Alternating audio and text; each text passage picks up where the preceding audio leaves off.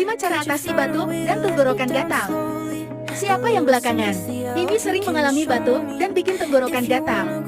Saat tenggorokan gatal, sebenarnya tubuh sedang secara alami membersihkan zat asing di saluran pernapasan. Bagaimana cara mengatasi batuk dan tenggorokan gatal?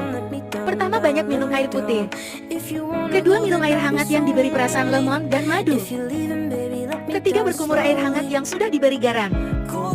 Keempat, hindari kebiasaan merokok. Dan yang kelima, banyak istirahat. Selain itu, kamu juga bisa mengonsumsi propolis light spray dengan kandungan quercetin yang tinggi 8,9%, serta ekstrak mint yang dapat melegakan tenggorokan dan membunuh penyebab bakteri pada radang. Propolis light spray hadir dengan kemasan praktis dan mudah dibawa kemana saja. Tinggal semprot, semprot-semprot.